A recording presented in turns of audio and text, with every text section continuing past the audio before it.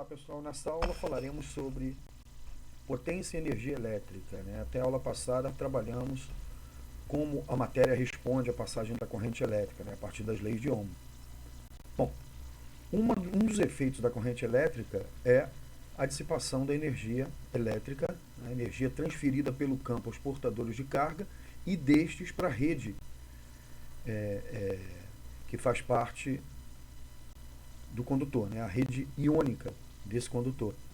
Isso se traduz macroscopicamente em aumento de temperatura. Então, um dos efeitos da corrente, conhecido como efeito Joule, é o aquecimento do condutor. A taxa com que esse aquecimento, com que essa transferência de energia do campo para os portadores de carga e dos portadores de carga para a rede iônica, a rapidez com que isso ocorre é a potência elétrica, né? Potência elétrica, potência média seria a energia elétrica transferida do campo para energia interna da rede iônica, né? Isso traduz na forma de calor, né, para o ambiente, a elevação de temperatura do condutor. Então, a taxa com que essa energia é convertida nós chamamos de potência. Então, a potência é a energia elétrica durante um certo intervalo de tempo. Então, vamos lá. Potência elétrica e energia elétrica. Potência elétrica, vamos lá. Temos aqui o nosso dispositivo, o nosso resistor, alimentado por uma bateria. O voltímetro vai medir a DDP nos seus terminais e o amperímetro a corrente que o atravessa, né? Muito bem, esquematicamente temos aqui o resistor, cujos terminais estão submetidos a uma diferença de potencial U, né? O campo elétrico, dentro do condutor, se orienta do potencial maior para o potencial menor, e esse é o sentido da corrente elétrica de intensidade I. Bom, da lei de Ohm, sabemos que a DDP U, aplicada no resistor de resistência R, e é atravessado por corrente I, é dado por U igual a R vezes I. E o trabalho, que é a transferência de energia do campo para esses portadores de carga do condutor, é a carga transportada, ΔQ, multiplicada pela DDP-U. Muito bem, só que a potência é definida como sendo a razão entre o trabalho, que é a transferência de energia, dividida pelo tempo. Então, como o trabalho é ΔQ vezes U, então a potência vai ser ΔQ vezes U sobre ΔT. Só que ΔQ sobre ΔT é a intensidade média de corrente. Como isso aqui é uma corrente contínua, é a intensidade de corrente. Então a potência elétrica pode ser calculada multiplicando a intensidade da corrente que atravessa o resistor pela DDP nos seus terminais. Então, potência pode ser determinada, potência elétrica pode ser determinada multiplicando a intensidade da corrente pela DDP-U. Bom, a intensidade da corrente é Coulomb por segundo e a DDP é Joule por Coulomb. Então teremos o cancelamento dos Coulombs, teremos Joule por segundo, que é Watt. Então potência tem unidade derivada do sistema internacional mesmo com grandezas eletrodinâmicas. É medida em Watt. E os múltiplos, né? O kilowatt, 1000 watts, o megawatt, 1 milhão de watts, o gigawatts, 1 bilhão de watts e assim por diante. Bom, então vimos que a potência elétrica, a transferência de energia do campo para os condutores, né, e dos condutores para a rede, que se traduz em aumento de temperatura do condutor, pode ser calculada multiplicando a intensidade da corrente pela DDP aplicada. Mas, pela lei de Ohm, para resistores ômicos, por exemplo, U é igual a R vezes I. Se eu substituir esse U por R vezes I, teremos I vezes R vezes I, R vezes I ao quadrado. Então, se eu conheço a resistência ohmica, que é a corrente que eu atravesso, posso multiplicar essa resistência por I elevado ao quadrado, que eu também tenho a potência dissipada nesse resistor. Ou posso substituir o I. Quem é o I? É U sobre R. U sobre R vezes U vai dar U ao quadrado sobre R. Então temos três possibilidades de calcular a potência dissipada, multiplicando a intensidade pela DDP, multiplicando a resistência pela intensidade da corrente ao quadrado, ou dividindo a DDP ao quadrado pela resistência. Então essas são as três fórmulas de cálculo de potência dissipada em resistores ohmicos, por exemplo, né? Muito bem. E a energia elétrica? Bom, energia, por definição, é potência vezes tempo. Então, se pegarmos qualquer uma daquelas três fórmulas de potência e multiplicar pelo intervalo de tempo durante o qual essa corrente, essa DDP se estabeleceu nesse resistor, teremos a energia dissipada, né? A energia elétrica consumida, que se traduz em energia térmica dissipada, por exemplo. Energia no sistema internacional, evidentemente, medida em Joule. Por favor, não confundir esse E de energia com esse E vetor, que é o campo elétrico. Muito bem. Bom, energia é Joule, que é Watt vezes segundo. Mas, em termos de, por exemplo, práticos, né, temos a energia consumida numa residência. Se somarmos todas as potências de todos os aparelhos, todas as potências, e o tempo de consumo, de tempo que esses aparelhos ficaram ligados, ao fim de um mês, referência comercial 30 dias, a potência total não está na ordem de watt e o tempo não está na ordem de segundo. Então, uma unidade prática, que é a unidade de cobrança da energia elétrica pelas companhias de distribuição, é o quilowatt-hora, potência em quilowatt e tempo em hora. Né? Então, com isso, podemos estabelecer uma nova unidade, uma unidade bem mais prática do que o joule, né? O quilowatt-hora. Como 1 kW tem 1000 watts, 10 a 3 watts, e uma hora tem 3.600 segundos, né? 1 kWh tem 3.600.000 watts-segundos, que são 3.600.000 joules. Então, 1 kW são 3.600.000 joules. Daí é mais prático usar o kilowatt do que o joule, que evita lidar com números muito grandes. Né?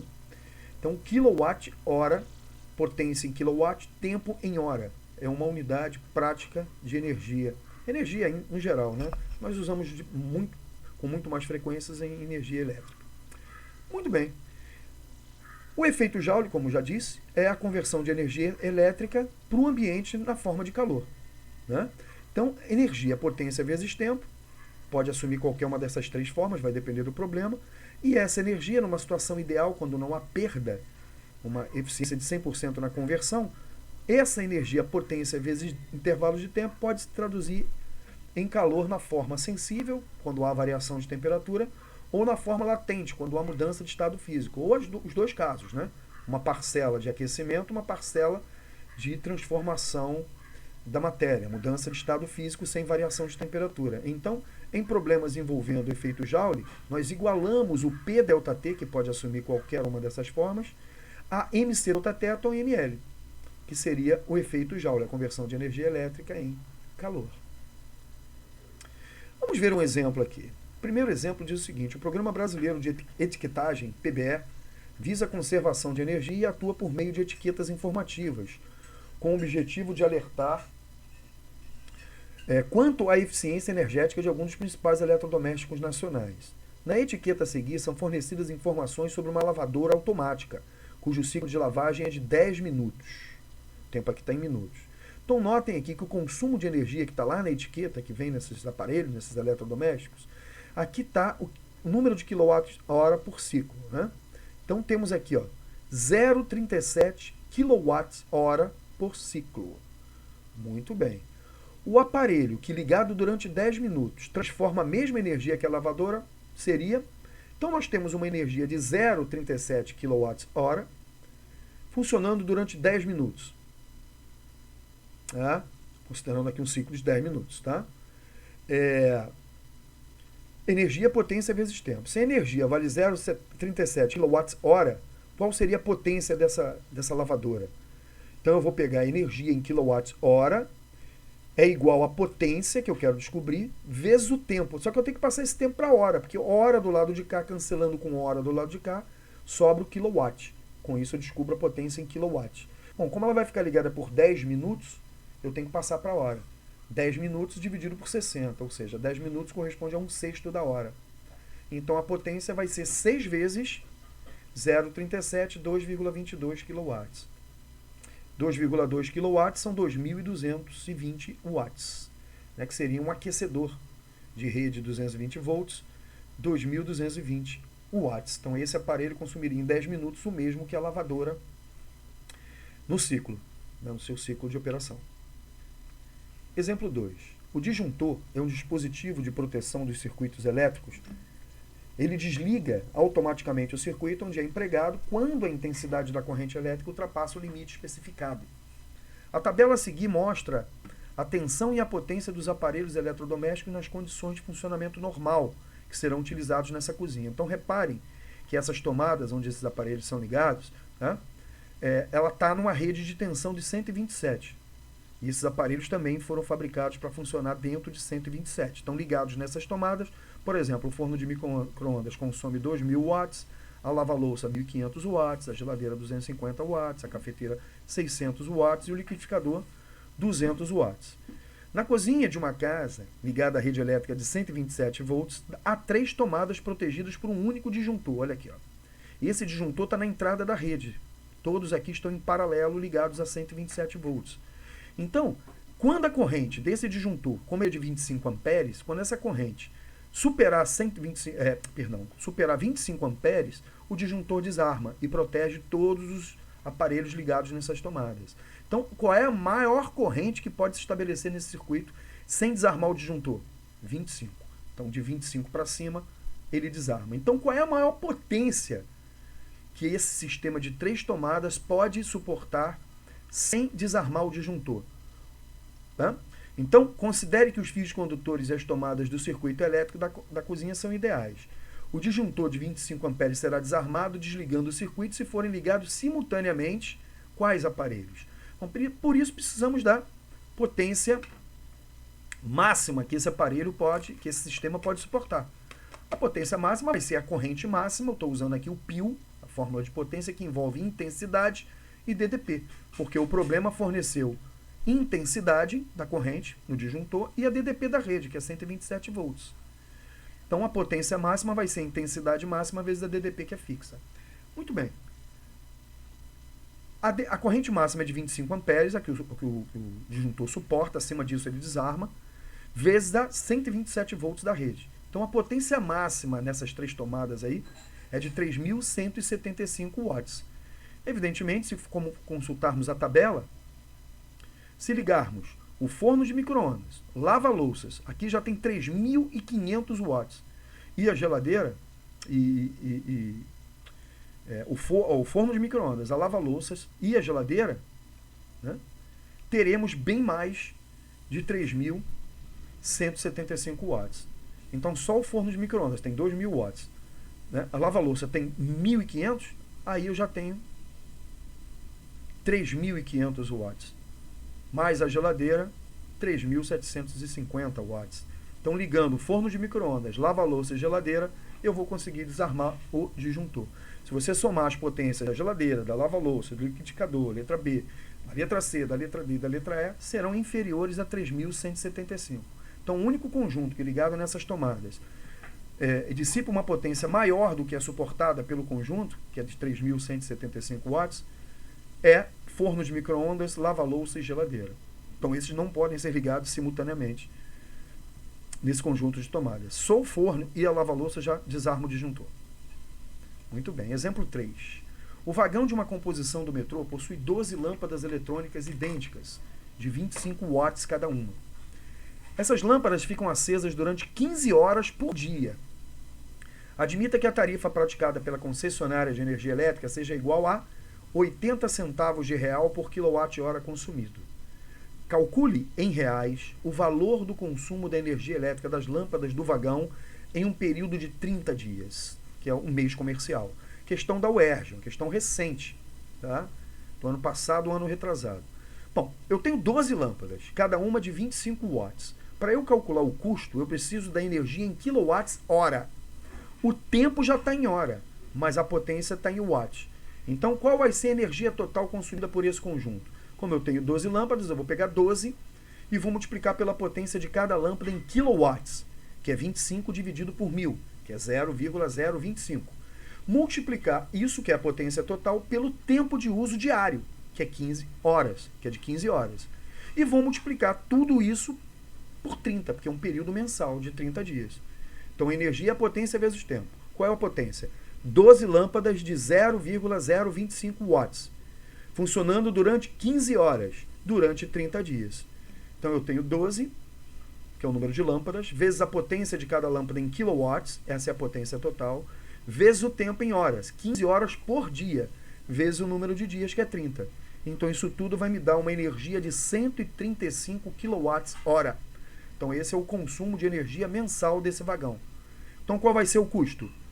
Bom, eu tenho 135 kWh de energia e vou multiplicar pelo número de reais que eu tenho por quilowatt-hora, que é 0,80. 80 centavos de real por quilowatt-hora. Isso vai me dar um custo de R$108. Então, esse vagão com essas 12 lâmpadas de 25 watts, funcionando durante 15 horas diárias, em um mês, eu teria um custo de R$ 108 com esse vagão. Quarto exemplo, ao ser conectado a uma rede elétrica que fornece uma tensão eficaz de 200 volts, a taxa de consumo de energia de um resistor ôhmico, a resistência dele não varia, é constante, é igual a 60 watts. Então, quando ele é ligado a 200 volts, ele consome 60 watts. Determine o consumo de energia em kWh desse resistor durante 4 horas ao ser conectado a uma rede que fornece uma tensão eficaz de 100 volts. Então, olha só. Ligado a 200 volts, ele vai consumir 60 watts. Ligado a 100 volts, ele não vai consumir 30 watts. Por quê? Vamos lá. A potência elétrica é o quadrado da DDP dividido pela resistência. Como a resistência é constante, porque ele é ôhmico, a potência é proporcional ao quadrado da DDP. Então, na DDP inicial, a potência P0 é U ao quadrado sobre R. Se eu pegar essa DDP e reduzir pela metade, que é o caso aqui, né? O 0 sobre 2, o 0 sobre 2 vai dar o 0 ao quadrado sobre 4. Então, o que acontece? A minha potência final, se eu dividir a DDP por 2, a minha potência é dividida por 4, porque ela é proporcional ao quadrado da DDP para resistores ôhmicos. A resistência não muda. Então, se P é proporcional ao quadrado de U, se U cai pela metade, P cai metade ao quadrado, ou seja, a potência cai 4 vezes. Então, quando eu pego um resistor que dissipa 60 watts ligado numa rede de 200 volts, se eu ligar esse mesmo resistor numa rede de 100 volts, ele vai dissipar 1/4 da potência original, ou seja, 60 por 4, 15 watts. Então, esse resistor ôhmico numa rede de tensão 2 vezes menor, dissipa 4 vezes menos. Então, a energia consumida por ele vai ser a potência, 15 watts dividido por 1000, que eu tenho que estar em quilowatts da potência, 15 dividido por 1000 vai dar 0,015 quilowatts, multiplicado pelo tempo de funcionamento, 4 horas, isso vai me dar 0,06 kWh de energia consumida. Se fosse na rede original, ele consumiria 4 vezes mais energia, 0,24 kWh. Beleza? Então, pessoal, nessa aula falamos sobre potência elétrica e energia elétrica, né? A taxa de conversão de energia elétrica em energia térmica nos condutores, né? E vimos como se calcula a energia elétrica em alguns exemplos, em algumas situações, a potência e a energia elétrica. Tá? Então, com essa aula encerramos esse assunto de potência e energia elétrica, parte da eletrodinâmica. Daqui para frente estudaremos os circuitos elétricos e aplicaremos as leis de Ohm e os conceitos de energia e potência em circuitos elétricos. Até lá e um abraço a todos.